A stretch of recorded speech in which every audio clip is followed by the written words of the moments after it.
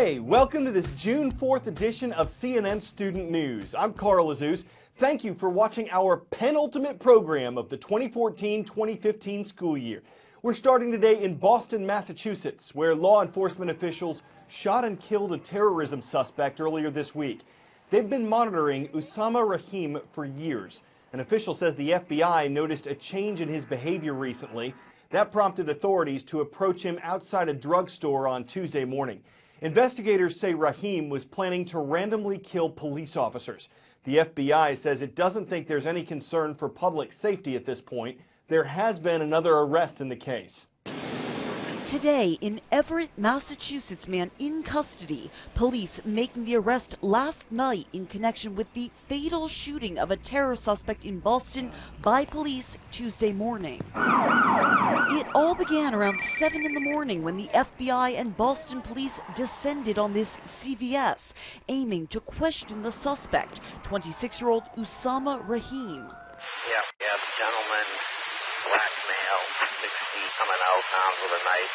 Rahim had been under 24-hour surveillance by the Joint Terrorism Task Force, radicalized, according to one official, by ISIS and other extremist influences. The FBI says Rahim made threats against police on social media.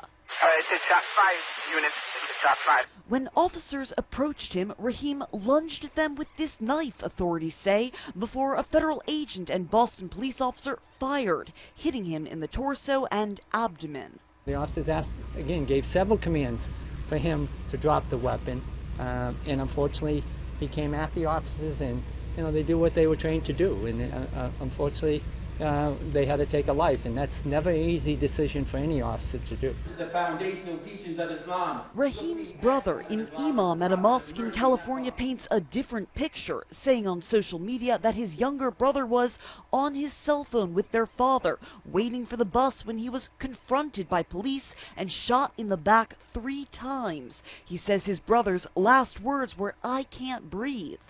The shooting is now under investigation, and Boston police say they have a video documenting the entire event. We saw the video. It appears that the law enforcement officers were backing away before they exercised deadly force. Yesterday, police showed community leaders surveillance video of the shooting. Afterward, they said Rahim was not on the phone when he was shot and that he was not shot in the back. Updating you now on political news. There are 2 new names on the list for the 2016 U.S. presidential race.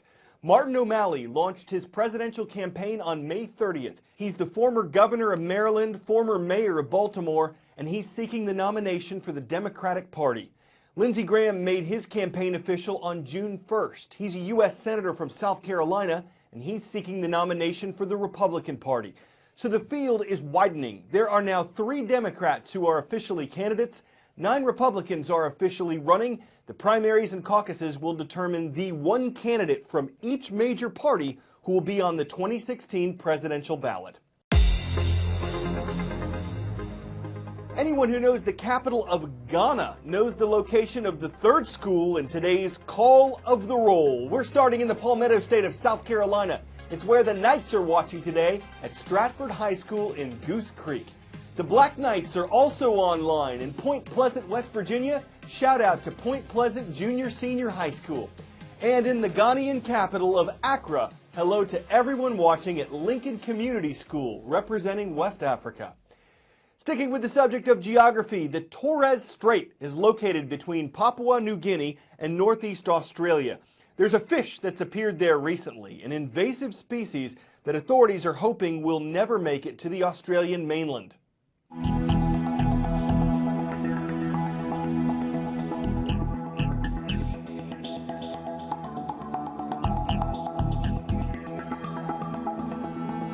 They're actually able to pull themselves out of a waterhole and move across land into the next waterhole.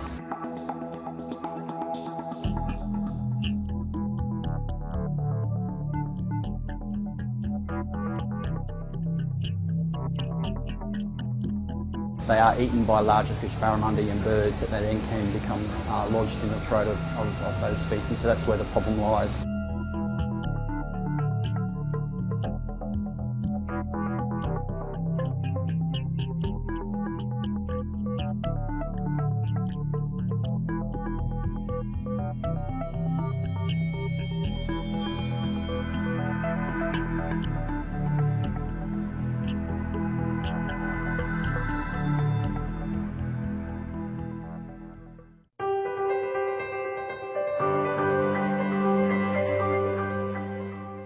he was a student in India, Adarsh Alphonse got in some serious trouble for doodling. But he kept on drawing and eventually found himself commissioned to do a painting for Pope John Paul II. When he moved to New York, Alphonse was troubled to find that almost 30% of public schools didn't have a full-time art teacher, so he opened up free classes. Art has a power to let children discover who they are. Every child needs to have space for them to create. When I moved to New York City, I noticed that access to art education was lacking. I decided we need to be the ones to put paintbrushes in the hands of kids. We open art classes in public libraries that are near the schools that need us most. You look like you're on a roll here. What's going on? I'm drawing a box. Our goal is not to create artists. Our goal is to let kids discover themselves. I use art as an escape. I do look forward to coming here every week. On most occasions, I persuade them to let us stay longer. See where you can take it, right? After we bring art into their lives, they become more confident.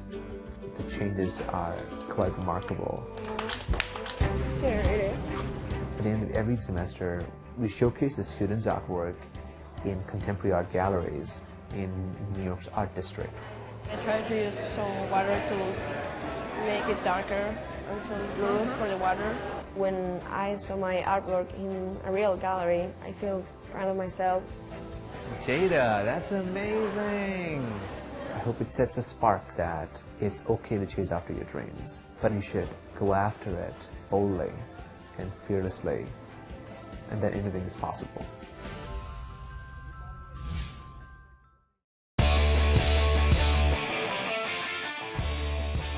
#1 movie at the U.S. box office right now is San Andreas. It's a disaster film starring a massive earthquake. It also stars The Rock, so that's kind of like a built-in pun. But exactly how realistic is this work of fiction? CNN's Jeannie Mose spoke to a seismologist. A tsunami bearing down on the Golden Gate Bridge, skyscrapers collapsing. Can't fault an earthquake blockbuster for going a little overboard. And before it falls through the cracks, CNN and the film studio are both owned by Time Warner.